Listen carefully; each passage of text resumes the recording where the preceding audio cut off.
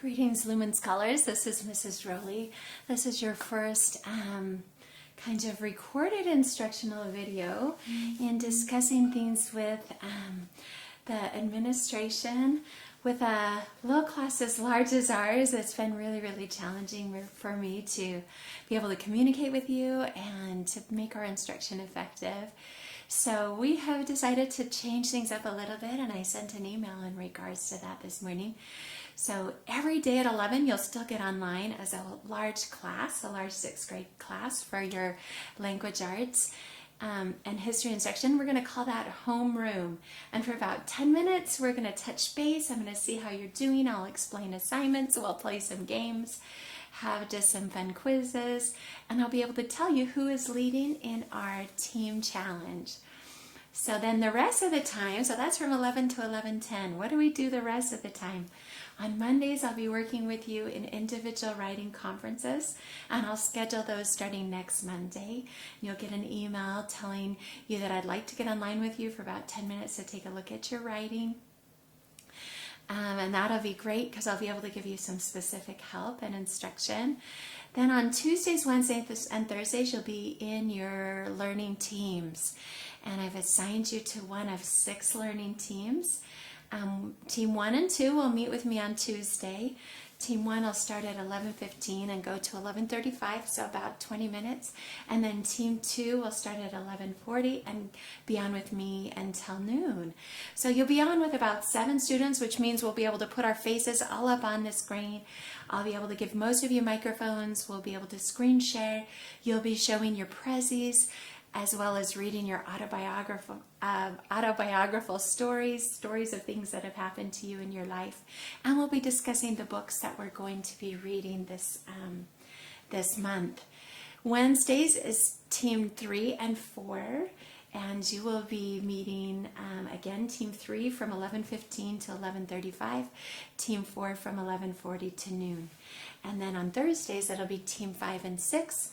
You'll be meeting with me from 11:15 to 11:35, Team 5, and from 11:40 to noon, Team 6. Okay, but each day we'll get together just for about 10 minutes to talk as a large class, and then you will meet with me for your individual learning team, where you'll be able to share and we'll be able to talk, and everyone will have an opportunity to participate, which I think will be a lot more effective than the 45 or 50 of you online all at once. I just felt like I wasn't able to impact you or help each of you learn in the most effective way possible. So I've emailed you your team assignments, and if you would check that, it's also posted in the content under Lil Assignments, so you can see which team you're on. I will accept requests from parents if there's a specific reason why you cannot do the team assignment that I gave you. You have piano lessons at that time, or something like that that's making it impossible for you to meet at that particular time. We're going to stay in those teams for a month or 2, and then maybe we'll change it up depending on how things are going. So in addition to meeting once a week live and then daily live for just 10 minutes, I'm going to have some recorded videos for you to watch that will talk about our history topics as well as our writing instruction. We're going to throw in some fun geography, some spelling. Our spelling activities will be given on these recorded videos. And we're going to do, what else? Try to see some grammar instruction and talk a little bit about the books that I'm going to have you read. So I'm going to start with a history story. This week your prezzies are due. I hope all of you have been able to create a free student-teacher account just with an email address.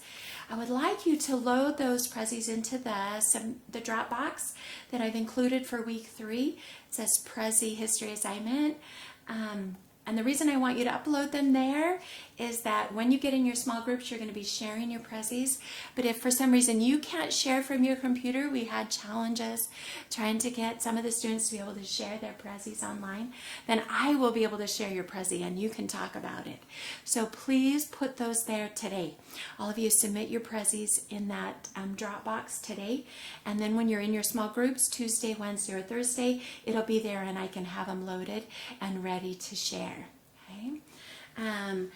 This is our last week to talk about these modern historical events, and then we're going to go back in time and start doing ancient history again. But I thought it'd be fun to start with some more current and modern events. And one of our groups is studying about tsunamis, and I wanted to share this interesting picture book with you. So here I have the pictures on the screen, and then I'm going to read it as well. I love this picture book because it has really interesting artwork, and the illustrator has just used ripped and cut pieces of paper to create the illustrations, which is pretty amazing. Okay. Long ago in Japan, there was a wise old rice farmer who lived near the sea. The people in the village called him Ojiya-san, which means grandfather. Even though Ojiya-san was the wealthiest person in the village, he lived a very simple life. His thatched cottage stood high on a mountain overlooking the village and the sea. People often climbed the long zigzag road up the mountain to ask Oji-san's advice.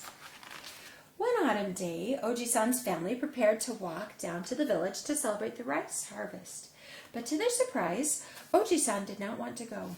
Something does not feel right. Oji-san wiped the sweat from his brow. So he and his grandson, Tada, stayed home. Oji-san and Tada stood on the balcony to watch the celebration below. Nubori banners and strings of paper lanterns decorated the houses. At the temple court, men and women in village costumes danced their thanks for the many golden rice fields waiting for harvest. Oji-san felt a rumbling underneath his feet. An earthquake is coming, he said. And presently an earthquake came, a long, slow, spongy motion. The house rocked gently several times, then all was still. This shock was not strong enough to frighten anyone. The people kept celebrating. But Oji-san, who had felt hundreds of earthquakes in his time, thought this shock was strange. Oji-san turned his keen old eyes anxiously toward the sea. It had darkened suddenly and was moving against the wind. The sea was running away from the land. The beach grew before Oji-san's eyes. He had never seen anything like this, but he remembered what his grandfather had told him when he was a child. Oji-san shivered. "Tsunami! The monster wave," he whispered. But none of the villagers realized the danger they were in. Oji-san watched as the whole village ran to the beach, and even beyond the beach, to watch the sea. Oji-san knew he must get the villagers out of danger. "Tada, hurry," he said. "Light me a torch." And Tada lit a Tiamatsu torch at once. Oji-san raced with it through his field, setting fire to his golden rice. The sun-dried stalks caught like tinder and burst into enormous orange flames. Massive clouds of black smoke whirled into the sky. Tada, terrified, ran after his grandfather, crying, "Why, Oji-san, why?" But Oji-san had no time to answer. 400 people were in terrible danger. He rushed to finish burning his fields. Tada stared at the blazing rice and burst into tears. Oji-san's wealth was all gone. Now all he could do was hope and wait. He looked back out at the sea. The sun was going down, and still the sea was running away from the land. "Hurry, flee!" Oji-san screamed to the villagers, but no one was close enough to hear him. A priest saw the burning fields and boomed the temple bell. "Gone! Gone! Gone!" Oji-san watched the villagers hurry up from the beach like a swarm of ants to help put out the horrible fire. A group of young men and women arrived first, beating the fire with their mats. But Oji-san held their arms. "No, let it burn. We need all the people here," he commanded. "There is great danger. Tayenta!" More young villagers arrived, followed by older adults, mothers with babies on their backs, children, and finally the elders. All the people gazed sadly at the flaming rice fields and the still face of their Oji-san. And the sun went down. "I'm afraid of Oji-san," Tada sobbed. "I saw him set fire to the rice on purpose." Tada tells the truth. "I set fire to the rice," Oji-san said. "Are all the villagers here?" The people looked in wonder at one another. "All are here," a woman cried, "but we cannot understand. Why did you do this, Oji-san?" Suddenly a thunderous boom shook the mountain. Then the sky roared. Kita! Oji-san shouted, pointing toward the sea. I love that page, that illustration. Is that amazing? We made that with some cut paper. Look at their little village down at the bottom. Through the twilight, a dark shadow grew larger and larger, racing toward the coast. The long darkness was the returning sea, as high as a cliff and as wide as the sky, heading for the village with lightning speed. Tsunami! Shrieked the people. The monster wave struck with a jolt mightier than any thunder. The mountains shuddered. A storm of spray shot up the mountainside like a dark cloud. Terrified, people ran farther up the mountain, and when they looked down, they saw the angry white sea swallowing up their village. Then the sea drew back, roaring, tearing out the land as it went. Twice, thrice, 4 times, the furious sea devoured the village. Finally, the sea returned to its ancient bed, still raging as after a typhoon. For a long while no one could speak. All stared in shock at the destruction below. There were no more houses, no more rice fields, no temple. The village had disappeared. At long last, the sea calmed. Tada ran to Oji-san and hugged him. That was why Oji-san set fire to the rice. He, their Oji-san, was now as poor as the poorest. His wealth was gone, but he had saved 400 lives. The whole village bowed down before Oji-san and thanked him. Oji-san smiled. My house remains, he said, and there is room for many. And then he led the way into his house. The people never forgot their debt to Oji-san. When better times came, they built a temple to honor him. On its front, they inscribed Oji-san's name in gold. 100 years and more have passed, but Oji-san's temple still stands, and the villagers still give thanks to the good farmer who burned his rice fields to save the people. Hey, that was a fun story, and I love the beautiful illustrations that reminded me of different art traditions in different countries and lands of the world. I love learning about different places and seeing the art and the things that they create. I love also to read and to share your stories with you. So you're working on an autobiographical writing assignment for this week, as well as learning about the order that we speak our language.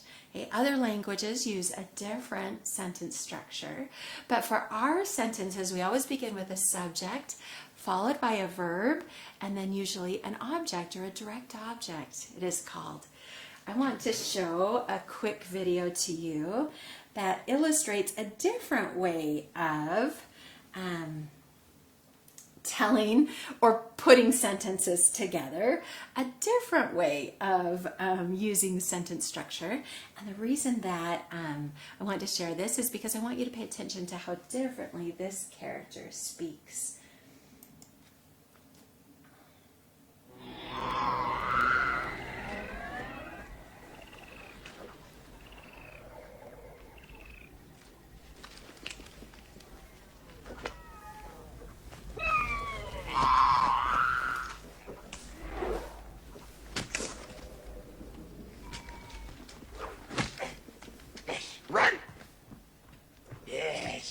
Jedi strength flows from the Force. But beware of the dark side. Anger, fear, aggression. The dark side of the Force are they. Easily they flow, quick to join you in a fight. If once you start down the dark path, forever will it dominate your destiny. Consume you it will, as it did Obi-Wan's apprentice. Vader, is the dark side stronger? No. But the busier, more seductive. But how am I to know the good side from the bad? You will know when you are calm, at peace, passive. A Jedi uses the Force for knowledge and defense, never for attack. But tell me why I can't... No, there is no why. Nothing more will I teach you today. Clear your mind of questions.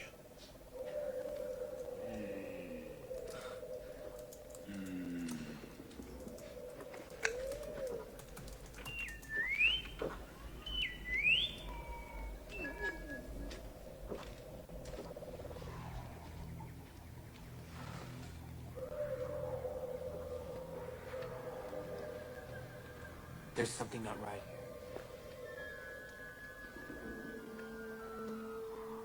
I feel cold. That place is strong with the dark side of the Force. A domain of evil it is. Then you must go. What's in there? Only what you take with you.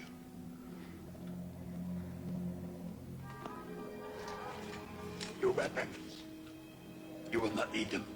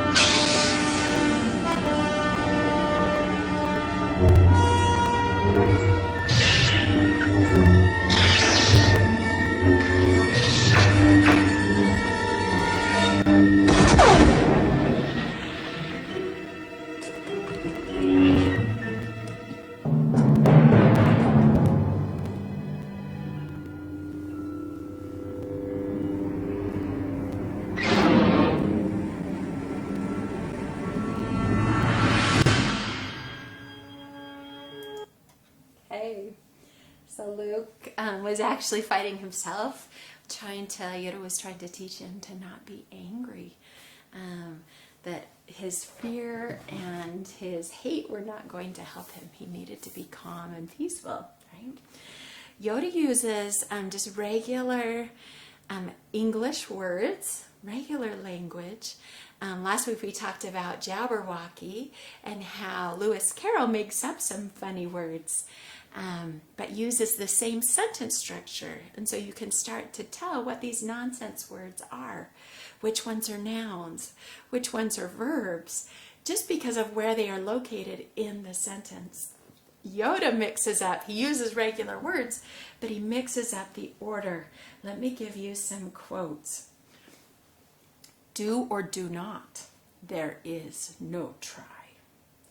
Patience you must have, my young Padawan. If stupid you are, speak you should not. Train yourself to let go of everything you fear to lose. Okay?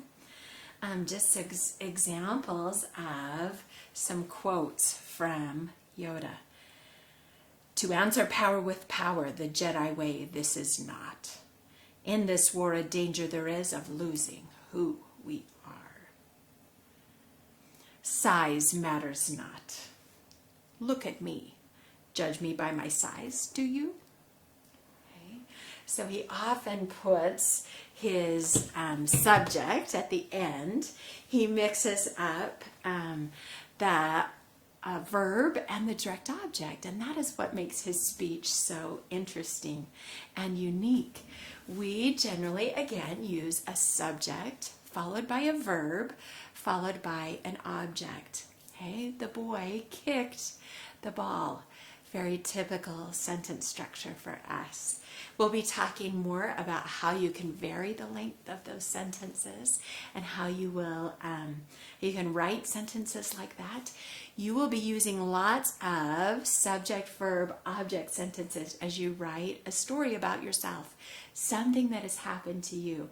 I want you to pay attention to how many sentences follow just that very simple pattern: subject, verb, direct object. Okay, I went on vacation. Okay, again, subject, verb, direct object. We went to Yellowstone.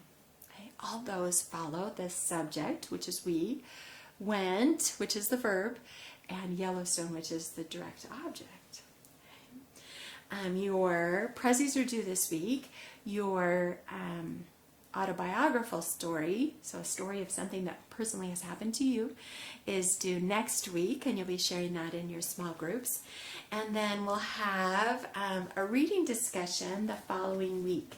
So I want to show you the books that I would like you to choose from. We're going to choose from one of these books, a biography and an autobiography. The first one is Unbroken by Laura Hildebrand. This is a young adult version, which is the one I would like you to choose. It's available on Amazon. It's also been at Costco for a really affordable price. This story is about Louis Zamperini, who was an amazing Olympic athlete who then had to endure a very difficult war experience. He was his plane was shot down. He was stranded on the ocean for a long period of time. And then he was captured by the Japanese and put in a prisoner of war camp where he spent many years. Finally, he was released and had a really rough time coming back into society until he learned, until he had kind of a powerful experience where he learned the importance of serving others and looking outside himself. This is a really powerful story. Young men, I'm thinking you will love it. It's got some battle scenes. It's got just really, really very well written and a lot of action and very interesting, but very inspiring as well. They made a movie about Louis Zamperini, but the movie is pretty true to the book, but doesn't include as much, and especially as much about what happens to him after the war, which is the most important part, I think. But girls, you will love it as well. My daughter, it's her favorite book of all time, and so this I would recommend highly. The other one we're reading is I Am Malala. This is the adult version. You're going to be looking for the young reader edition of I Am Malala. It's available on Amazon as well. The young reader edition is shorter and has some more pictures and illustrations. But Malala Yousafzai is a Pakistani teenager who was shot by the Taliban because she spoke up for girls going to school. And it is pretty amazing. It talks about terrorists and the way they treat people in their own countries. And it talks about Malala and how she refuses to be quiet, how she speaks up for education and what she believes in. And this is, again, personally the most impactful book I have ever read. This is an autobiography, so it's by her. She is telling her story about the accident, about the miracles that occurred, how God spared her life, and how she was able to survive from a point-blank gunshot wound to the head. It's pretty amazing. And what she has done since then. She's still in danger. Her life is still very much in danger. And she can't go home because she would be killed. And she continues to speak up for girls being allowed to go to school. If, after seeing these two selections, your parents would like you to choose a different biography or autobiography, they can email me and ask for permission to do something different, and that would be totally fine. But I think either of these two books you would really enjoy, and we're going to be discussing them. I will have a brief schedule of what we're going to read, how many pages we're going to read each week that I will post, and then you can keep up with that reading. We will discuss when we're about halfway through the books, and then we'll discuss again as we finish them. Hey, I have, before we log off today, just a spelling activity. We're going to start our spelling words this week. So if you students have a piece of paper, if you would go grab that and a pencil, you're going to be writing down these spelling words and some brief definitions. We're going to be using this book, Spelling Made Easy. You do not need to purchase it, but this is what I'm going to be using this year.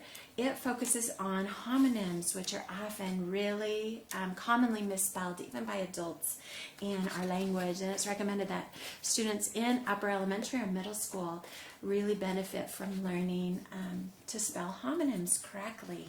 So our homonyms for this week, I'm going to put them on my pocket chart here and have you write them down.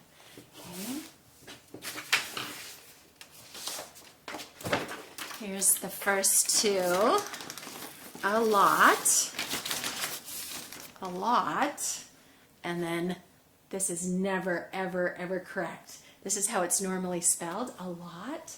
That is not a word, students. So these are the two words I need you to write down. Two words, lot, okay? Which means many, a lot. Or a lot, spelled like this, as one word, means to set aside for someone's use. Okay? I'm going to allot these cookies for my kids when they get home from school. To set aside for someone's use. Please write down these two words and their meanings.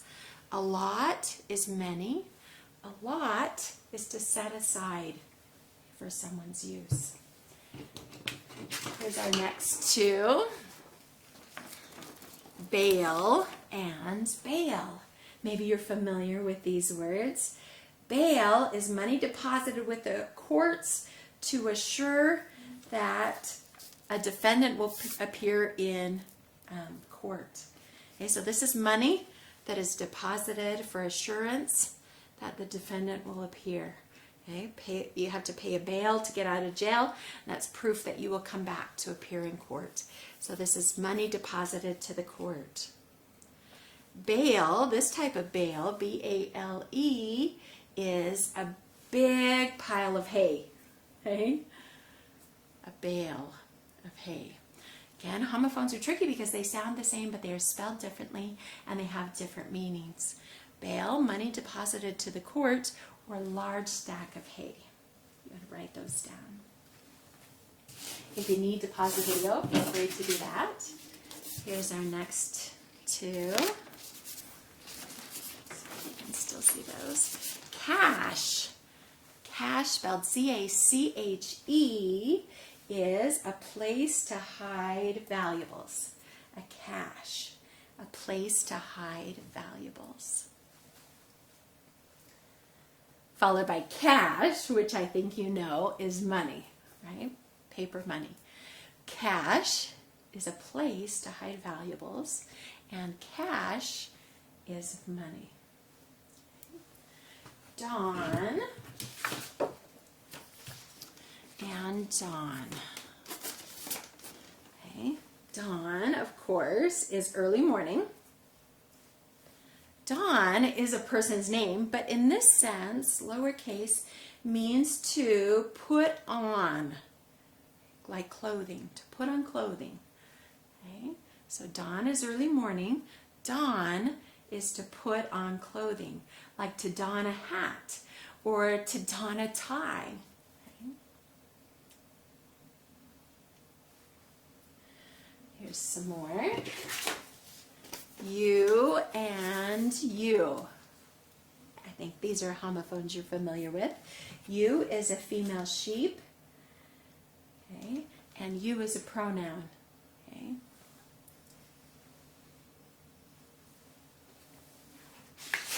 Just a couple more. Faint and faint. These are kind of fun. Faint, okay, is to be dizzy or woozy. Okay, to pass out. Feint is a trick or a maneuver.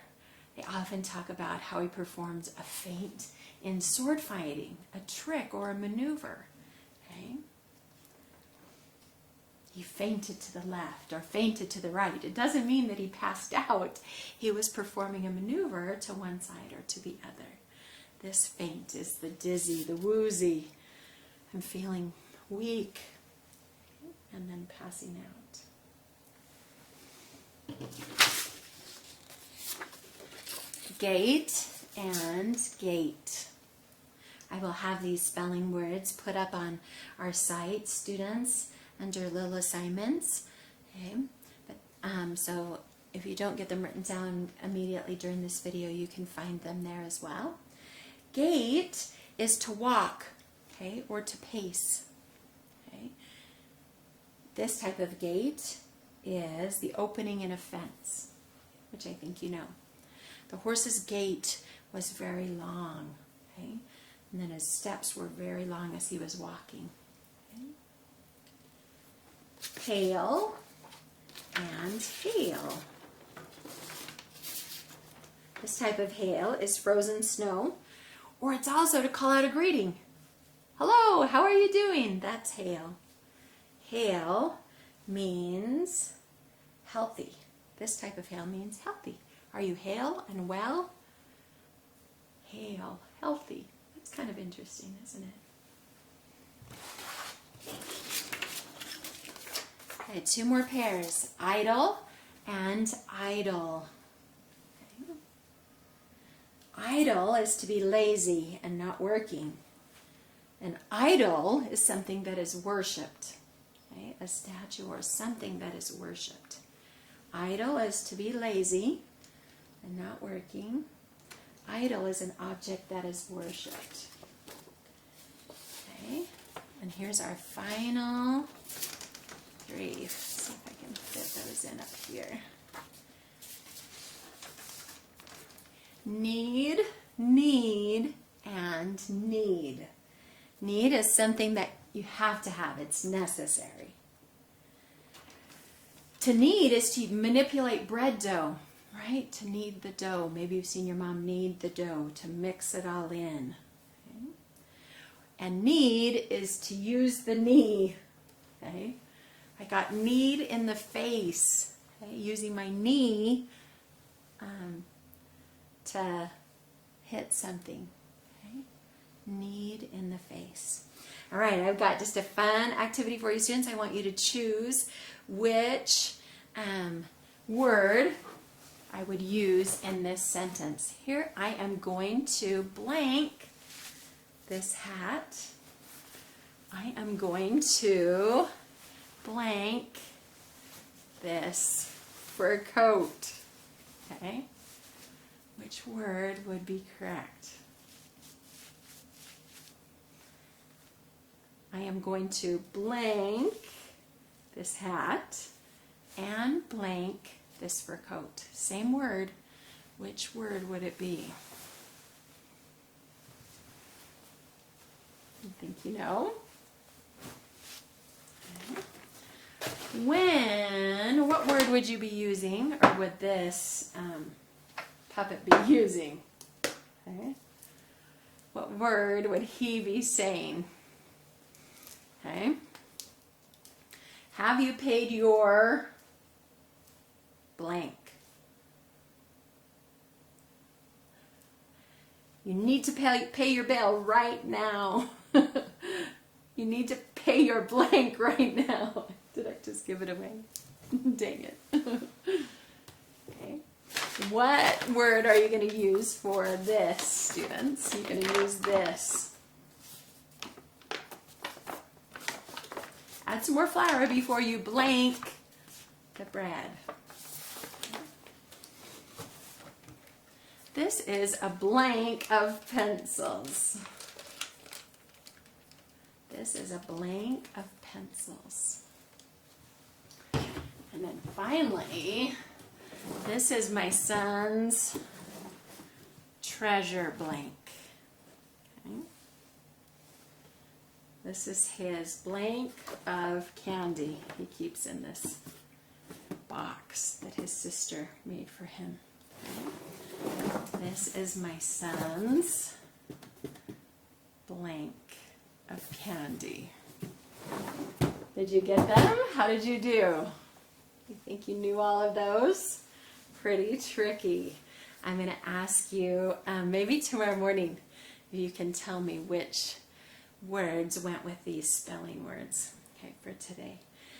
Again, students, if you'd get on homeroom with me every morning at 11, and then pay attention to what group you're in, and we'll get on in small groups so we can share our projects and our work. Talk to your parents about picking up one of those biographies or autobiographies, or choosing they would like to. They can send me a request that they have of another biography or autobiography that they would like you to read.